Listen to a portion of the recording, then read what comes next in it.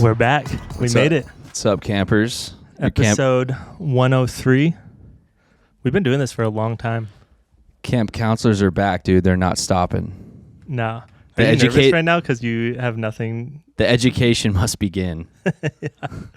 So we did zero preparation for today. Yeah, me and Ryan just went to the bathroom together to prepare for the podcast. We peed together, and then we looked at each other and said, I don't know what we're going to talk about for the next 2 hours. We'll figure it out. So for anyone that just hit play, you're in for such a great episode. Yeah.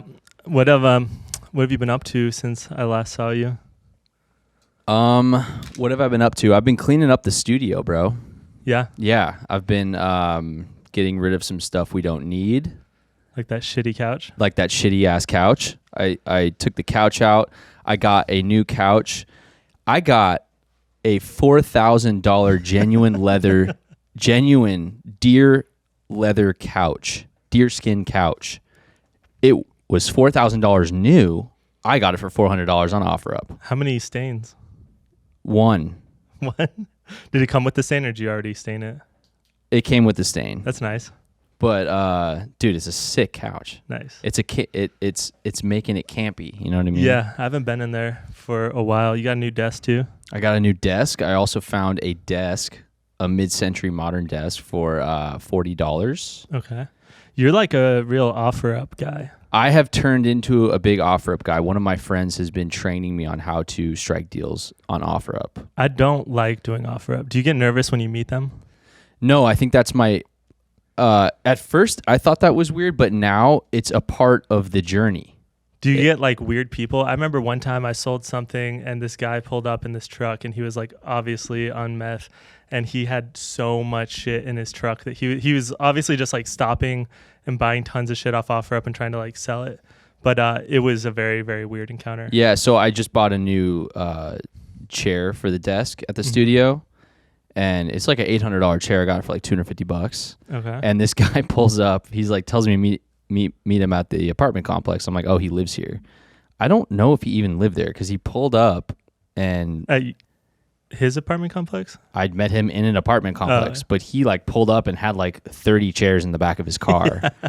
And I was like, where'd you get all these chairs, dude? He's like, well, you know, these businesses close and like I get all the chairs when they close and I flip them. And I was like, oh, word. So is this like your thing? You do this all the time? And he's like, you got to make money somehow. And then he's like, I got to go, dude.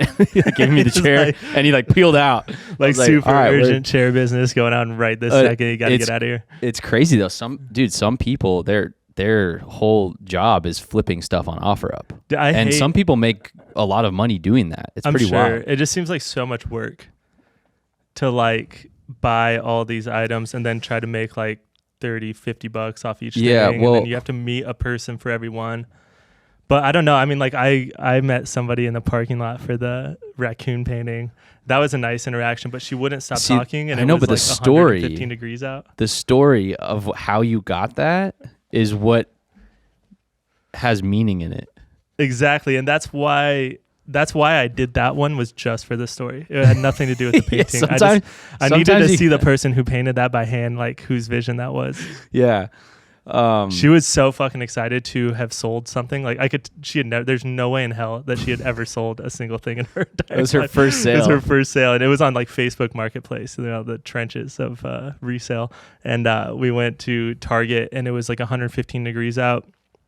And it was when we thought like anything you touched or talked to would like kill you during COVID, and she just would not stop talking. And I'm just like, dude, I gotta get, like, I'm dying.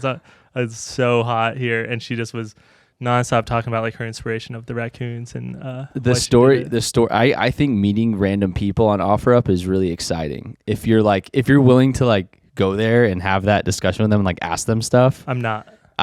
I like that though. It's interesting. Is like, there for example, a section where you can just go and meet people? Oh, I think, did they have to close that down? Wait, what are you saying? Is there like an option to? Well, obviously, are you asking if there's are you asking if there's an option like Uber where like you could say no talking? That'd be nice. I do like that when Ubers. I meet with you, I want you to give me the item. I don't even want you to make eye contact with me. Just hand it over. Every time I Uber, it's cold, no talking. Yeah. That's what I say. No matter if it's in the middle of winter, I want it cold and no talking. Oh, and man. they never do either. See, that's where like me and Tanner took an Uber somewhere recently, and we got out, and Tanner's like, "What the fuck? I paid for that, like the option where they don't talk," and he was talking to us the whole time. And I'm like, I just love talking to strangers. I love talking to random people, and I can have like an hour-long conversation with someone I just met.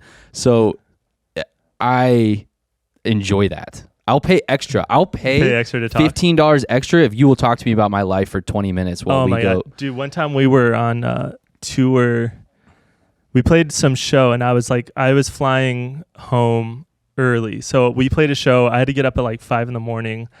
after, and then I super hungover and get into this minivan to go to the airport. And it was like the fucking cash cab, like where there was just like fucking sirens going off on the inside. There's lights everywhere. There's no AC. There's a giant plastic film blocking me and the driver in the middle. And I was just like, dude, this is fucking hell. And it was a 45-minute trip to the place. And the guy's just like nonstop talking. I'm like, dude, I slept 3 hours. I want to die. I'm like trying not to throw up all over your. Do you remember the Uber we took in San Francisco that one night on tour? Me, you, and Andy and Tanner were all in an Uber together. I don't remember. I just remember thinking I was going to die that night. That was the scariest. That was the scariest car ride I've ever been in. Dude, except for when Andy drove the van, that was the scariest. That was the scariest. Yeah, one time while Andy was driving, I think he did it on purpose because he just didn't want to ever drive, and so he would purposely drive horrendous to scare the shit out of us, so that we're like, hey, you're not allowed to drive anymore. But he threw the van in reverse we like 80 miles per hour on the freeway down a mountain, and the van just died immediately. And we're like, dude, what the fuck? We have a trailer behind us and like all this weight, and it starts like moving around, and we pull over and we're like, dude, you just fucked us. Like, we're gonna miss like the next 2 days because of this. And then he's like, no, it's fine, and just turned it on, and the van turned on and just kept on. I think something really funny Andy did. This was a couple years ago, maybe 2 or 3 years ago.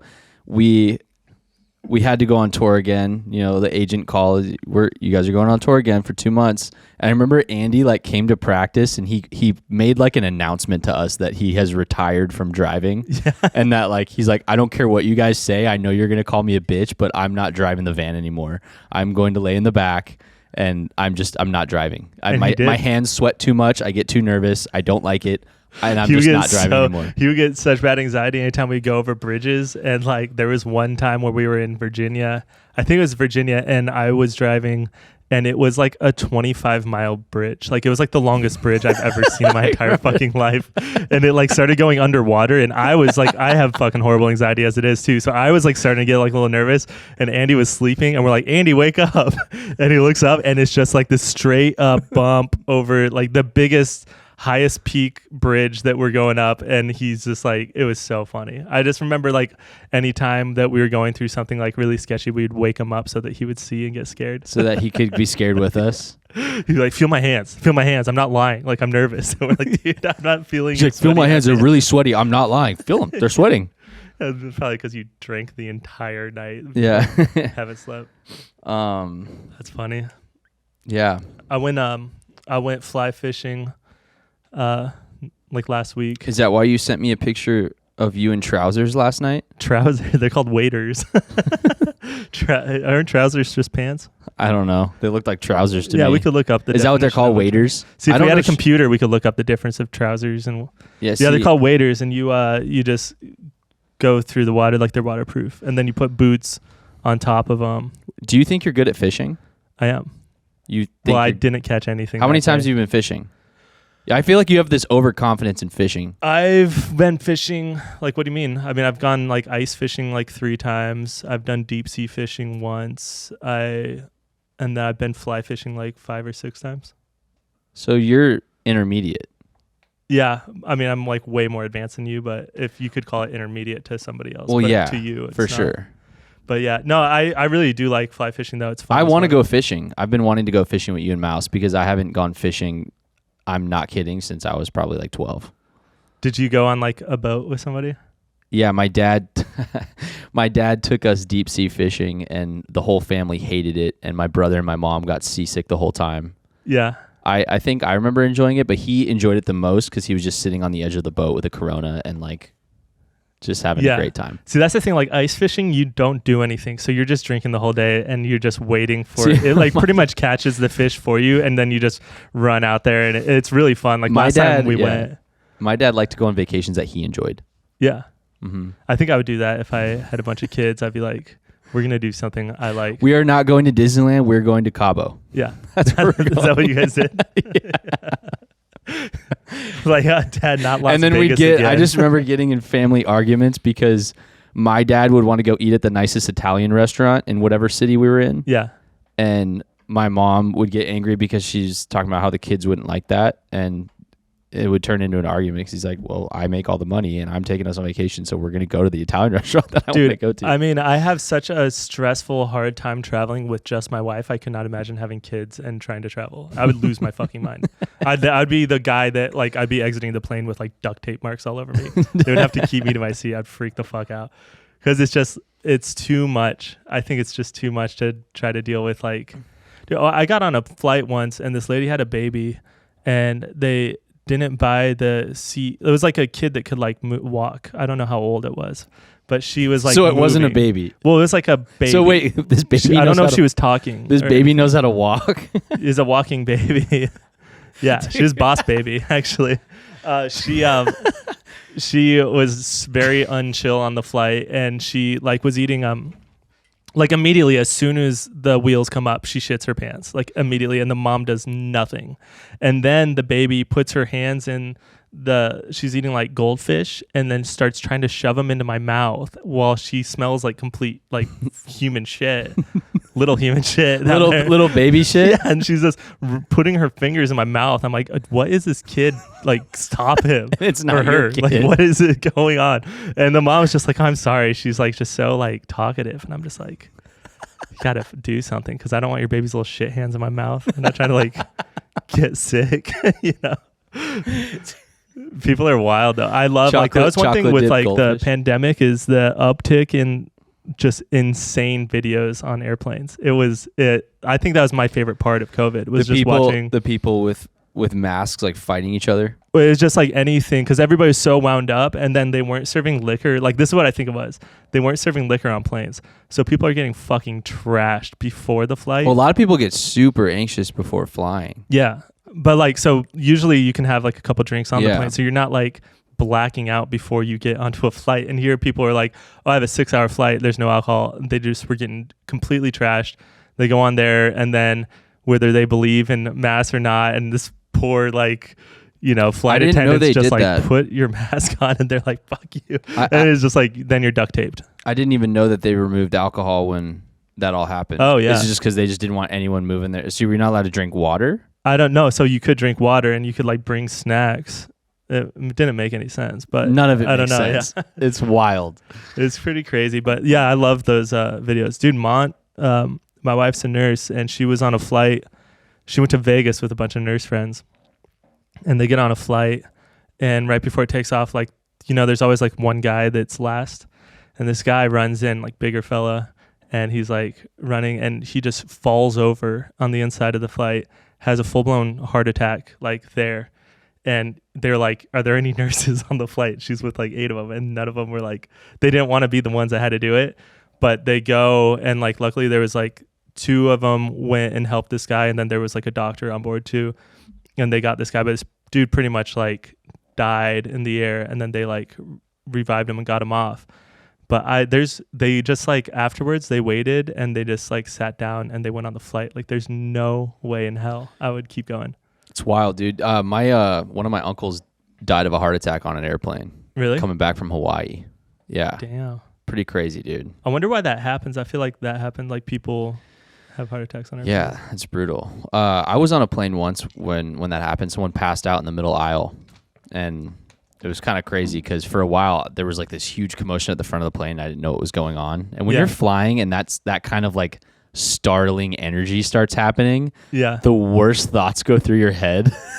Dude, you're just like, what am I gonna die right now? I'm sure this plane going down right now? Before on here, but like I was flying back from Denver once, and it was like me and 2 other people on this flight, And so they have to like move people around because of weight, you know, on there. So we're Are you talking about the little tiny plane? Yeah, a small plane from Denver. Dude, those are so scary. It starts like violently shaking like immediately as soon as we take off, like not just turbulence, but just like really violently shaking, where all the point, like everything is rattling really hard.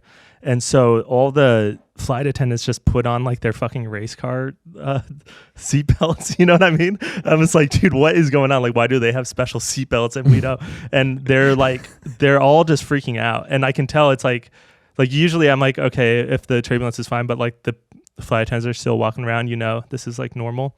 But they all immediately sat down. Yeah, once you start seeing them act weird, dude, it's not good. The fucking pilot comes out like while it's going crazy. I'm like, dude, get back in there.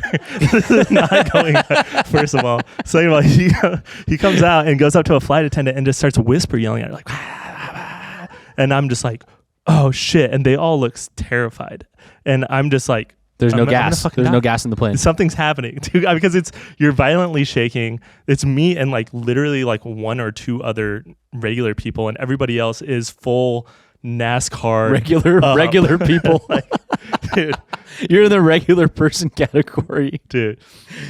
Oh man, speaking of airplanes, me and Andy, we did this. We were so broke, and we did this like job where it was like a research kind of job where we had to go to this warehouse, and they had these like mid sections of planes lifted up on cranes like 30 feet up in the air, and they had us go up and jump down the slide as fast as we could. Oh, wait, and hold up. Yo, I remember this. Have I told this on here before? No. I just want to give, like, let's back up a little bit and explain why you guys did this.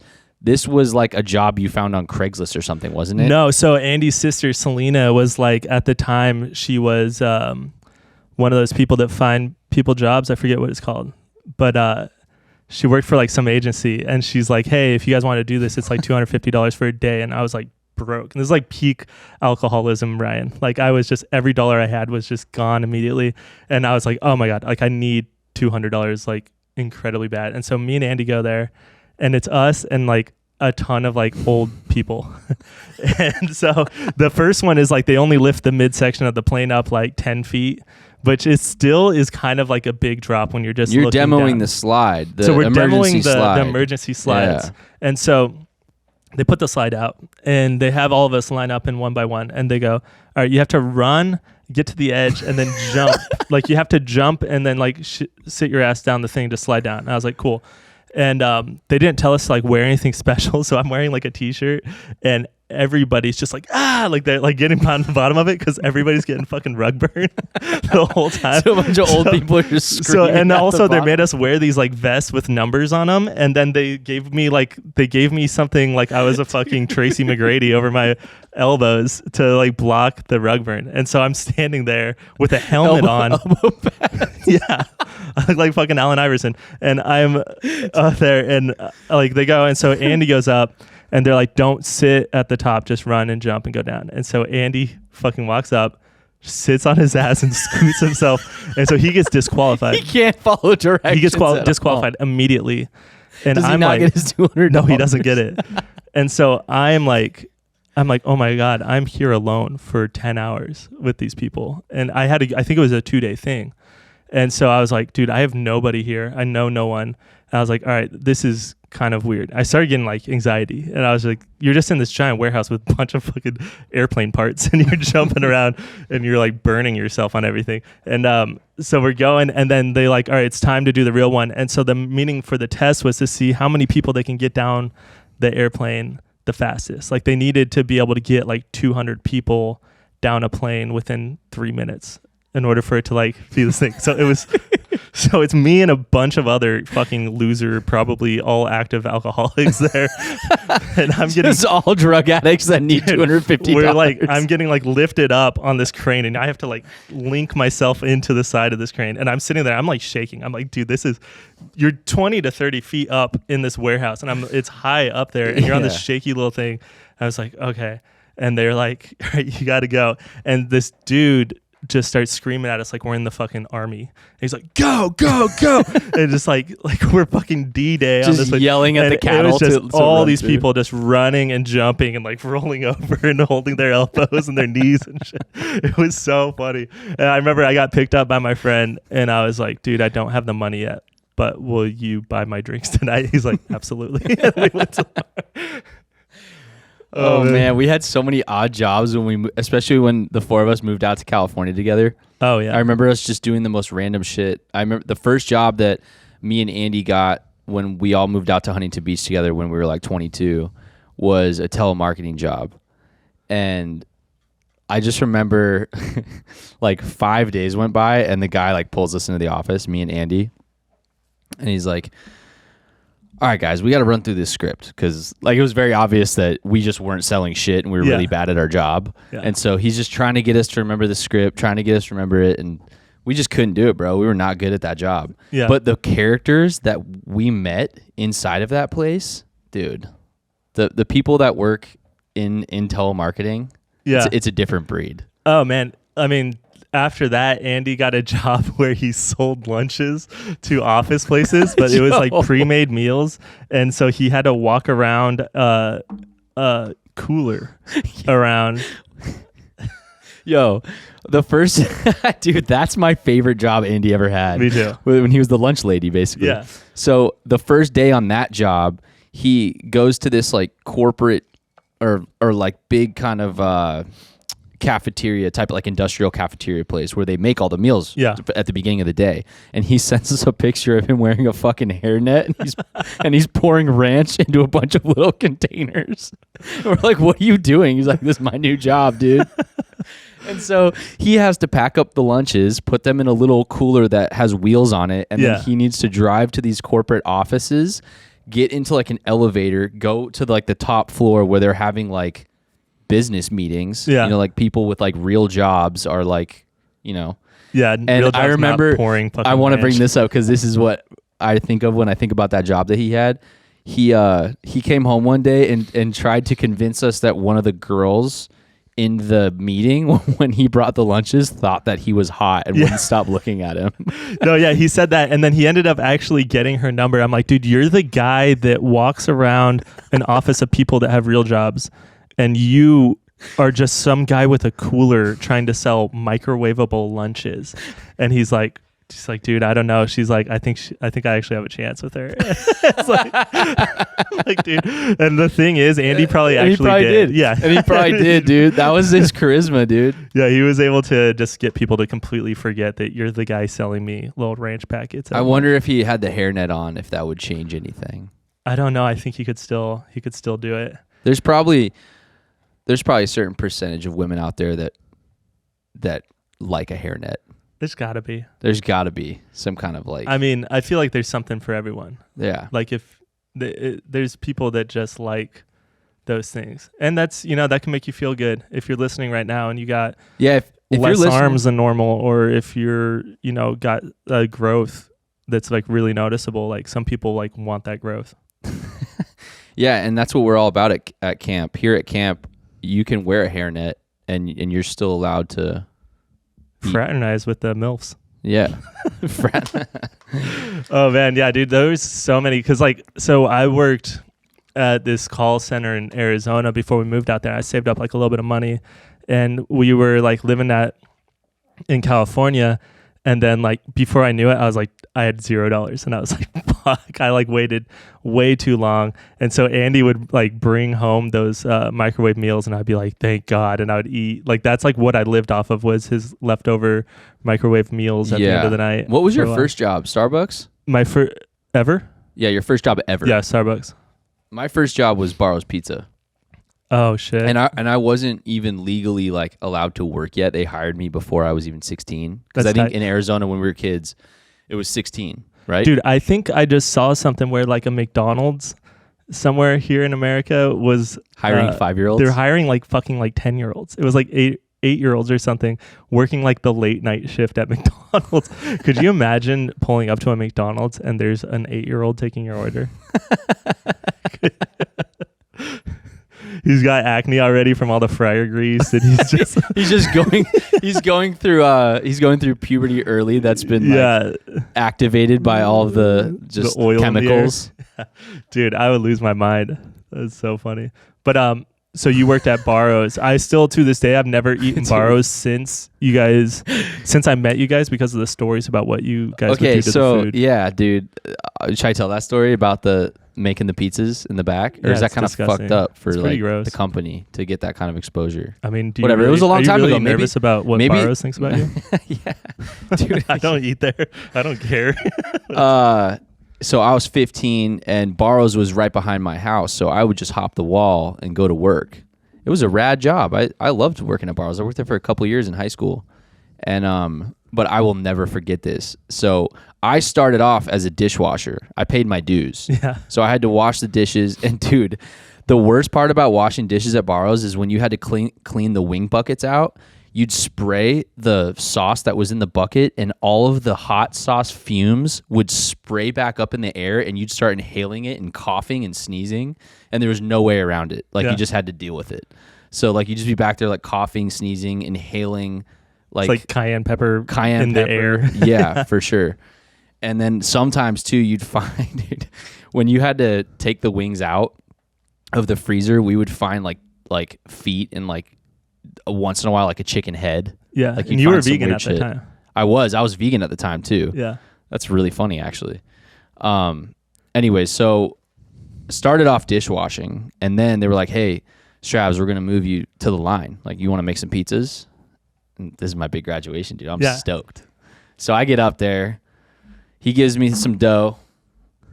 This guy's probably a couple years older than me. He's a big ass dude. He's like 6'5" or something, and he has acne, and he is actively throwing the dough back and forth. And as he's doing that, he's wiping his bloody zits with his hands. And then proceeding to throw the dough back and forth. And I'm just like, yo, dude. Yeah. And I'm like new though. I'm not going to tell him. I don't know how to make pizza. Maybe that's how you make pizza. You're not a rat. Like, and I'm not a rat, dude. I'm going to keep this job. Like my life depends on this job, so I can go and buy vinyl on the weekend at East Side Records. So, dude, I will never forget that though. Like I still have the video. You know how like your memories, you have like video screenshots just saved in your head of like exactly what it looked like. It is so vivid for me. I'll never forget it. And I told my family about that when I got home, and they never ate at Barrows again. Yeah, I never have since you told me that story. Yeah. And you guys would fuck with the food too, right? Well, dude, there were so many times we got so busy and we'd like drop breadsticks and be like, sorry, dude, there's no way I'm making those breadsticks again. It's going to take me 10 more minutes. Oh my God. There was dude, that happens in every restaurant I've worked, because I've worked in a lot of restaurants. Yeah. And like every restaurant I've ever worked in, I have seen sketch shit go down. Even like when I worked in prep foods at Whole Foods. Yeah.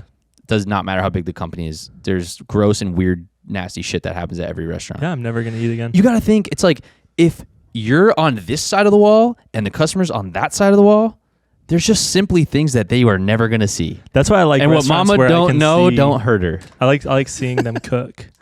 Like I always try to take a peek. You know, there's like that little thing at that window or whatever. I try to like see. I feel super bad for the back of house crew that have to work in those types of environments where there's just like no barrier. Because they can't fucking pop their zits in dude, your pizza? I don't know. I feel like back of house people in restaurants are like an insane different type of breed of people that just like do not, and I mean this with all respect, because I really do respect back house people, but they just don't belong in normal parts of society. They're like supposed to be in the kitchen, and they're supposed to be like the best back of house chef, like cook that I had ever worked with, would stay up all night after like a working 12-hour shift, drink all night, not sleep, and then open the restaurant on a Sunday morning and crush the brunch rush. And he was the best chef that we had. Like a real thing. I'm like, how are you doing that? How are you so out of your mind, but the only person that we can actually rely on? Because the other people would come in and be like, dude, you suck. Like, Steven's better. There's a lot of chefs that like there's like that whole thing that people say that like all chefs are like alcoholic drug addicts, and it's like it's a high percentage of them actually are or were, because it's like, if you imagine how stressful that job probably actually is when it's really busy, even no matter what level or how nice or not nice the restaurant is, it's like if you're fucking slammed and you're cooking that much shit. And he goes like, dude, I knew a lot of chefs that were like doing drugs all night, drinking all fucking night, and then they'd wake up after 2 hours or just not sleep and then go in and crush like a 12. They're just going like, for it. What the fuck? And they have like their little coffee mug with fucking plastic whiskey in it, and you're just like, eek. Yeah, they were always making drinks and leaving them under the. It's just a different. It's a crazy. There is something really special about like, because obviously through the years of touring when we were building, I was always serving tables, and there's something really special about the camaraderie that you build with like all the people you work with in a restaurant. It's very weirdly similar to the energy and vibe when you're on tour. Really? And you're like working together. Yeah, because it's like even if people have disagreements, you're all working together towards the same thing, because if you fuck that thing up, it's just going to make everyone's life worse. So it's like, if you fuck something up when you're serving tables, back of house is going to have a problem with you. Same when they mess something up, it's just like you're all working together. And I think through that, you build this kind of like, hopefully, I mean, some restaurants it's not like that, but the ones that I worked in, that you had that vibe and bond, like I still think of those years sometimes, and there was like some really fun times we had at the restaurant. Yeah, for sure. Who was like the weirdest coworker you had? Because I feel like there's always people that are just like, this guy's fucking weird. Like, how did he even get a job?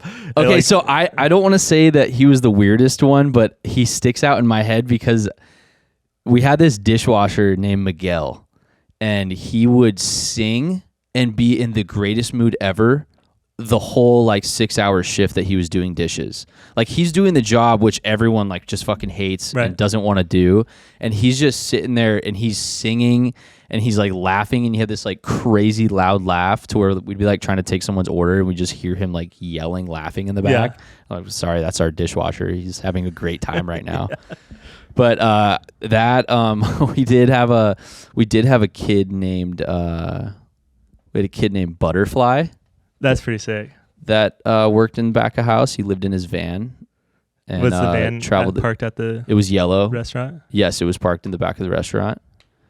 But like I said, not even weird. It's just like people that live different lifestyles tend to work in the service industry because like us. It's like that's why we worked service industry jobs too, is because it gave us the kind of flexibility to be like, all right, I can go on tour for 3 months, and then like when I come home and if I need money, I can work some shifts. Yeah, for sure. And it wasn't something that like locked you in to where you couldn't continue building your passion and like your career that you are, trying to build for yourself. Yeah. When I worked at Starbucks, there's this dude named Shay. I'm just saying real names, doesn't matter. And he was just, I think now we'd probably call him autistic. I don't know. There was something just different about him, and he was like very pale, and he always looked like he was about to throw up. Like he just kind of had that like pre-throw up face. Like his mouth was shut so tightly that he was holding something back at all times. And he You didn't know if it was words or throw up. Yeah, it could be anything. Yeah, it could be either. Yeah, there's no way of knowing. And but he was just like, he was like a nice guy, but he was just like, he was really into like World of Warcraft, and he met this girl on World of Warcraft, and so he flew all the way to like Oklahoma to be with her, and he like came back and he said that her brothers were really mean to him, and you just kind of feel bad for the guy, and he was just like, I don't know, like you always end up working with people like that where you're like, I hope you figure it out. Like, yeah, dude. Another crazy thing about people in restaurants that work in restaurants, I feel like so many of them have been through some crazy shit in life. Yeah. I met a lot of people at Pomegranate when I worked there for years that had just been through like, it kind of goes back to like, you want to be able to kind of put people in these boxes immediately and be like, that person's crazy or that person's really weird. And then you start to talk to someone and like hear about what they've been through in life, and you're like, oh, like you've been through some shit. Like, no wonder why Yeah, I like. Do you like how You know. I just told that story because I thought it was funny and then I bailed on it because as I was telling the story, It got I realized serious? how sad it was. I was totally just gonna You're make like, fun oh, of this isn't guy. funny. This and is as like, soon as I realized that he was probably autistic, I was like, I can't. That's not even funny. I can't. Do yeah. That. There was another guy that I worked with. His name was Turner, and he was at the roller derby warehouse that I worked at in California. And me and him got hired at the same time. But like my first week into that job, I got a parasite and I was out of work for 2 weeks and they thought I was lying. Remember when you got that parasite. Dude, it was miserable. It sparked my fear of like food poisoning. Like that's why I'm so fucked up to this day. It was like, the worst food poisoning you've ever had, but just for 2 weeks straight. Yeah. But this dude Turner was different. This one I can laugh at still. We'll see. Actually, it might get sad again. But he said his nickname was Vomit Belch, and he wore these like knee-high Converse that were like bright green laces, and he had them customized, and the word Vomit Belch was embroidered on his sneakers. He was branding himself. Yeah, and his name was Turner, and he said he was named after Turner Classic Movies, and then he got a Turner Classic Movie tattoo across his arm. That's awesome. And he kind of looked like, like Rickety or Crickets or whatever the guy's name from It's Always Sunny. Yeah. He looked like that guy, but like a lot smaller. And he was like always talking about how popular his girlfriend was when she was in high school, like nonstop. But not now. No, well, it's like they were out of high school, obviously, and he's like, dude, she was so like every day he was talking about He got the how girl. popular this girl. Like he got the girl. So he was like, he was so proud, and I was like, what's she like? Like I wanted to see her so badly, but I never did get to see her. And he's like, oh yeah, well she has like 4 rats. And hey Turner, if you're listening right now, we need you to send. He probably thinks I have an actual vendetta against him because after I lost that job, I got Turner's phone number and I would get drunk and I would text him and be like, hey Turner, I thought you looked really nice at work today. I would text it, and then eventually he would be like, he found out my number and found out it was me. He's like, Ryan, what the fuck is wrong with you? It's been a year. I'm like, dude, I don't know. I think about people like that a lot sometimes, randomly. Like I'll be trying to go to bed at night and I'll think about Eddie, the dude that ran the wings section in the kitchen at Barrow's. He was the one that cooked all the wings. It was his job to cook all the wings. He was from Long Island. He had long blonde hair, thick New York accent, and he was a couple years older than me, so he was probably like 18 or 19 at the time. Yeah. He would bring a little suitcase that had 2 little speakers in it, and he would set those up at his station where he's deep frying wings, and he would put on his own music, and he would be happy. Like he'd have his backwards hat on, he had his speakers, he had his music blasting, he'd be deep frying wings, and he just he was enjoying it. And I still remember that. I'm like, why can't I be like Eddie? You got to make the most of it. Yeah. Whatever you're doing. Dude, oh my God. I'm trying to think of who else, There'd dude. be like late nights where I had to work at the warehouse with just me and Turner. And Turner would be like, all right, it's my turn to put on the music. And I'm like, oh, fucking here we go. Let's see what Turner puts on. And because it's like what you have to listen to for the rest of the fucking night. And it was troll metal. I forget the name of the band. I think it was like Troll Hunter or something like that. And they were like a Danish band that sings about trolls the whole fucking night of just like progressive metal about trolls. And I was just like, dude, and like I would text like the other people and I'd send videos and I'd be like, I don't know what's going on, but it would just be like, sometimes it would just be like horror movie sounds, like not even a soundtrack of like, it's not like the Halloween soundtrack going. It's just like, and then nothing. And then you're just like in this dark ass warehouse by yourself, like Turner's coming for me. You're just listening to this soundtrack. After this comes out, I'm going to be sleeping. I'm just going to hear the Troll Hunter music start from like my closet. I'm going to know he's coming back for vengeance. Oh man. Working is so weird, but it's like, it's funny looking back because you do meet so many just wild people and like you make friends right away, or usually, unless you're some people. I mean, if you think of like touring, like the type of people that we meet on tour and like the type of people that work for the bands on tour. Oh, roadies are like kitchen crew. It's like the same kind of people. That's what I'm saying. Yeah. But a lot of roadies are like ex-military. It seems like there's like a big crossover of people because there's so much like discipline and like time and routine, but they can also kind of do whatever the fuck they want. And like they just have to work hard. Like, I don't know. I've noticed that there's a lot of a lot of veterans that work in like roadie because they work harder than anybody else.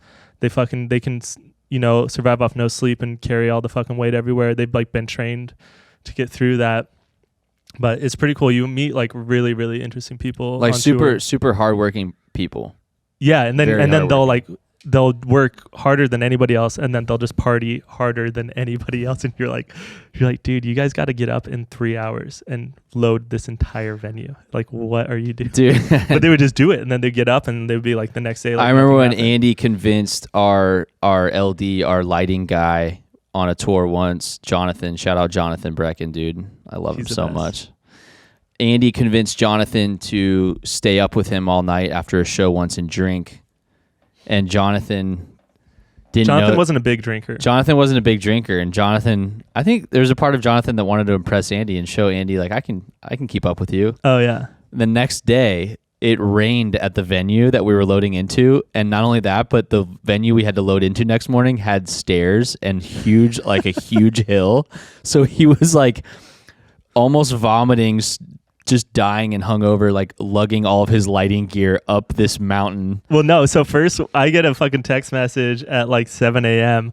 and it was Jonathan vomiting on the bus into a trash can because on buses you can't put anything into the toilet. You can't poop. You can't poop on a tour bus. So no paper, no puke, nothing, no solids. So if you gotta poop, you gotta like yell at the bus driver to pull over, and then everyone's mad at you because you're making the bus pull over. Or you do the hot bag. Yeah.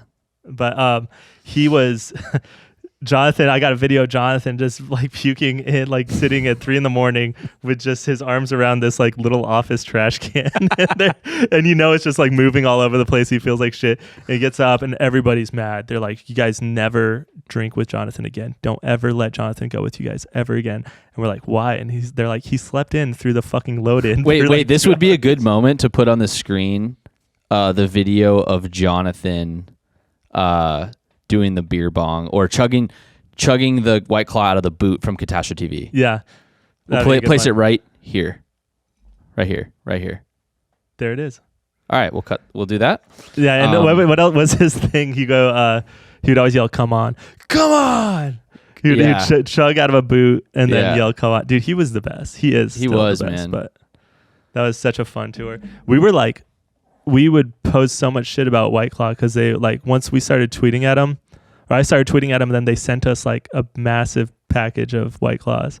And so we were just constantly posting videos of White Claw and like spraying the crowd with seltzer. It was so funny.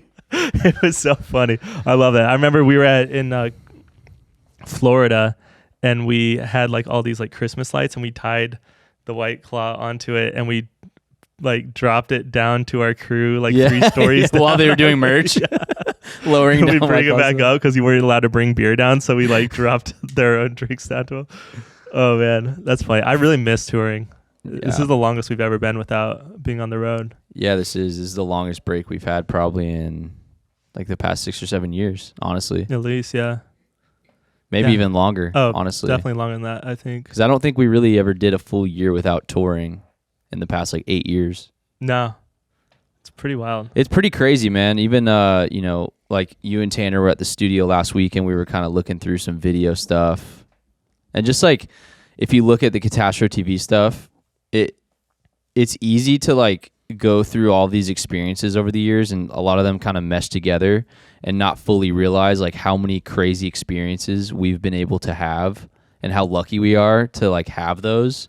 It's not normal. It's so weird. It's such a not normal thing but to us, because we've done it, like I think there's like a threshold with it to where like once you do it so many times, it just becomes your new normal. Right. And you become to get almost desensitized to like how, going back to like everything having to work out for even just all of those shows to happen, like all the shows that we've ever played, the amount of people that had to work together to make that show happen just for that one night.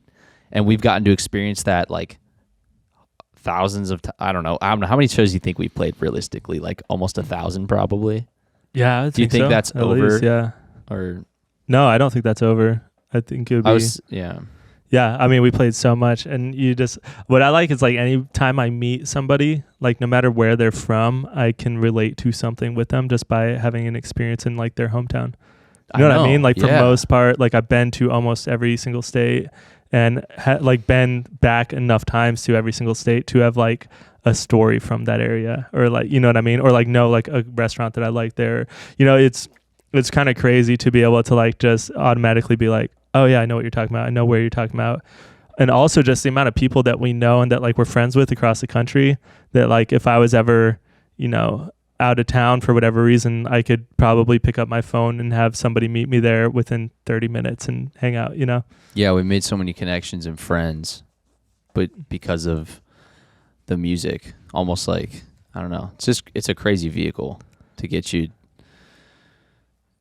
It's crazy, bro. It's wild. Yeah, I know. The life experiences that we've had is just absolutely unreal. And like all the stories of Andy, it's just so many.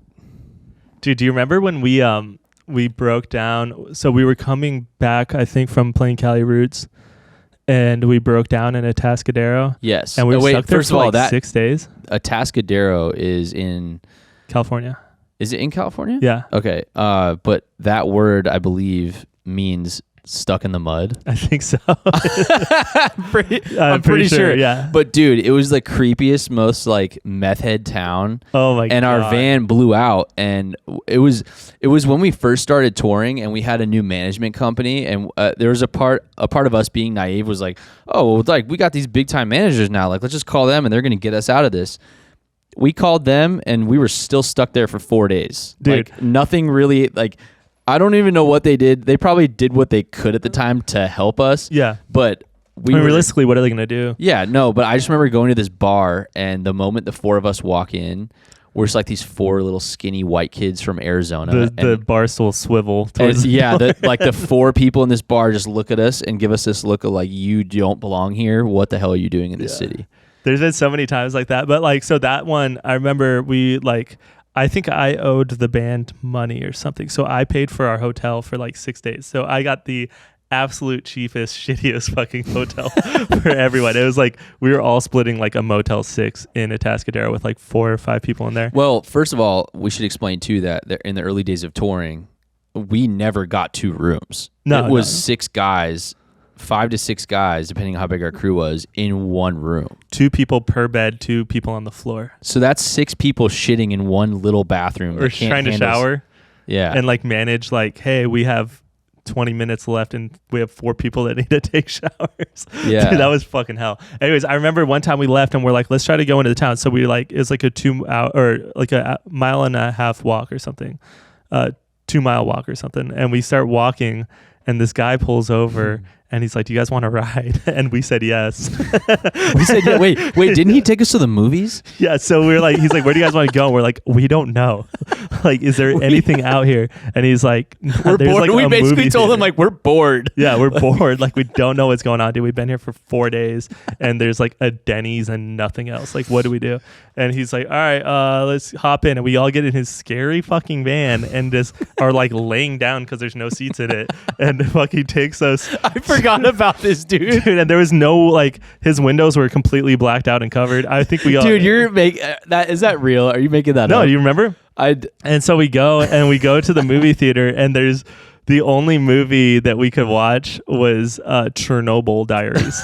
Oh, yeah, dude. So that's a great movie, by the way, dude. It was not. I recently rewatched it. It was the worst movie I've ever seen. And we all are sitting there. We were already had like walked for like maybe 20 minutes. It was so fucking hot. We're just sweating our ass off. We just got out of this dude's creepy ass car. And then he comes and picks us back up after the movie. He's like, I'll be back in an hour if you guys need a ride home. We're like, so thank nice. you. So and then nice. he came back and he didn't even touch any of us. And he just took us back to the He touched hotel. me. He did. In my heart. Yeah. Yeah. It was a good. So there's been a lot of times where we have people where they're just like randomly willing to help you because they feel so fucking okay, bad for dude. you. We got to shout out Matt Palacios? Matt Palacios. Is that how you say his name? I don't know. It is now. Okay. Shout out Matt, dude. We have this fan in Texas, And I don't even want to call him a fan. He's one of our friends now. Yeah, he's our homie now. But we met him through like him being a fan of the band. And one time we got stuck. Our van blew out. This is a different van. We've probably gone through 4 vans at this point. But we were in Ozona, Texas, and our engine completely blew out on us, and we weren't going to make it to a show. And we had some big shows we were doing. We were doing some shows with the Dirty Heads. Yeah, that's right. And so they weren't shows we wanted to miss because it's like each show is in front of like 4,000 or 5,000 people. Yeah. So Matt DMs us on Instagram because he saw the problem. Like I think one of us posted a photo of the van getting lifted onto a tow truck, and he drove his truck all the way like from the city that he lived in, which was like 4 hours, I think. Yeah, like 3 or 4 hours away, and came and hitched our trailer for us that had all of our gear into it and took us to the next show. Yeah. Like, what a cool dude, man. That's so rad. And the way we met him was we just met him at a show, and then afterwards he's like, I've got some liquor if you guys want to drink. And we're like, yeah. And so we go, and he's like, we're like, all right, where is it? And he had a bed of like his truck bed, and it was just a full glass handle of like Largo Bay rum just rolling around in the back of his and he grabbed it. He's like, here. And we just like all sat there, and we're like, we love this guy because he's fucking hilarious. And then every time we came back to Texas, he was there. And then after he helped us out, he towed us out through the area. Like we gave him free tickets for the rest of our career anytime he was around. Yeah. We're also friends with this. We were friends with this couple in Sacramento. The husband's a firefighter, and the husband and wife like are huge fans of our band. And one time they made their kids go stay with like a babysitter or like stay at a friend's house so that all of us could stay at their house, and we slept in their fucking bunk beds. And we took their sons ADD medicine at like midnight. Yeah. We're like, is this okay? And it was like it was like Ritalin, but it was like liquid, and they're like, it's stronger than anything. We're like, let's go. And it was like 1 a.m. And then in the morning we were shooting his BB gun in the backyard. Dude, yeah, we like, it was crazy. I think those are my favorite parts of tour. Yeah, there was also the Babas where Heather and Shane, and they were probably one of the first, not the first people, but like we stayed at their house. They had like 7 kids, and all their kids were gone for some reason. They're like, you guys can stay here. So we stayed at their house. Dude, it's such a come up when you're on tour and a family is like, hey, we have a comfortable house that's not creepy, and we'll make you breakfast in the morning, and we're just normal like people that are like have kids, and we're like, oh my god, fake mom and fake dad, let's go. Like that was especially the then because like we couldn't afford to like getting hotels was rough on us financially, and so it's like you have that, and it saves so much money, so much time. But also it's like once we were able to afford to get hotels, we really stopped doing that because there's so many weird situations where like these people are, I don't know, there's some really weird situations. I remember one time we were on tour with HR from Bad Brains, and he was doing like a solo reggae thing, and so everybody showing up to the crowd were like these crust punk like Bad Brain fans, and they were expecting him to do like Bad Brain shit, like Paid to Come, and like, you know, I mean, like real punk shit, and he was doing like just like a reggae stuff. I mean, he's a fucking legend, but like but like also I just remember on that tour, like he'd be like on stage playing guitar, and then like halfway through the show we'd realize that his guitar never was plugged in the whole show. He was very like shit, you know, there's so many stories about him and how like crazy he was, and that you could tell that those stories are probably true. Because I like one time I walked into the green room and I hit him with the door, and I was like, oh my god, because he was like, I fucking love oh my god, I just broke HR. I was like, dude, I just fucking killed HR. And he was like, and I was like, I looked over like what he was looking at, and he was just standing behind the door, just like a foot away from the wall, just staring at it. And I was like, he was meditating, bro. Dude, he was always meditating. and it was kind of I remember like 2 weeks into that tour, we all kind of had an ongoing joke that like we were meeting him for the first time again every night, because we truly were. Like he did not know who we were each night. He would walk up, and I remember at the end of the tour, he's like, your bass playing very good. And then I was like, he remembered That's me. pretty wild to have HR say that. It is pretty dope. And it was a full month of meeting him every single night, and then one day he finally remembered me, and that's all that mattered. But I remember, so we were on that tour, and we go to stay at these kids' house. So they're like, do you guys want a place to stay? And we were so broke on that tour, and so were they, because HR's band kept asking us for gas money, and we're like, dude, we're opening for you. Like, do you think that we have money? Like, what the fuck? Like, ask HR. He was the one in like, but anyway, so we stay at this house, and they were cool guys, I remember, but HR came too, and HR is staying at these people's house. I'll never forget this, bro. And it's like after the show, it's like 2 a.m. We're drinking beers with these guys, and we're like, all right, I think it's time to go to bed. And one of the guys walks in the room where HR is in. He's like, HR, do you want to like smoke or something, or do you want to watch a movie like Harold and Kumar? And HR like doesn't say anything. Like he barely talks ever, and he just looks at him and just looks back and just like, the thought of HR staying at some random guy's house where everybody's getting fucked up and he's just sitting in a room. Oh my god, dude, it was so funny. I like there was a band member. I watched him buy meth in Reno from a band member, not from our band, from HR's band. Let me clarify that. Yeah, it was not me. Not our band. It wasn't me. It wasn't me, dude. But we got in this elevator, and this kid's like, yo, you guys want meth? And he was like, he looked like he was like 12, and he looked like he was on meth. And he was like, you guys want meth? And we're like, what? No, dude. Like the first thing that happens as soon as we walk into our hotel was in the casino in Reno. That's a solid intro to that discussion. Like too. as soon as we walk in, he's like, you guys want some meth? And we're like, no. And we're just laughing because we're pretty fucked up. And we're like, dude, this kid asked us if we want a meth like immediately as soon as we open the door to this fucking casino and where we're sleeping right now. And so we go out, and then the door opens, and it's the old member from the band. And he's like, what's so funny? We're dying laughing. And we're just like, dude, this kid just fucking asked us if we want meth. He's like, meth where? And I was like, right downstairs, come with me. And so because I'm so fucked up, I'm like, I'm going to go mediate this meth deal in the middle of Reno. And so I go down the elevator, and you guys go back to the room, and I am like trashed, as you are in Reno at a casino. Like you can't do that sober. And so I go around, I'm trying to look for this little kid on meth, like with meth, for my friend here. This little kid on meth years with old. Meth. And we find him, and I was like, oh, this is a dude. And so he walks up to the kid, and he's like, yo, I heard you have meth. And the kid's like, yeah, 1 second. And the kid turns, and he walks to 3 like slot machines over, and it's like the biggest, scariest guy I've ever seen in my life. So he was just the he was probably just doing this for free meth. And so the big scary guy just looks at us, and I'm like, oh shit. Like that's like, you ever have those sober moments where you kind of fucked up and you're like, oh wait, like you kind of have that sobering thing. Like I did that, and I was in the middle of a meth deal in Reno, and I was like, I've got to get the fuck out of here. But I didn't. I stayed because I had to see this through. And so the guy gives this little kid meth.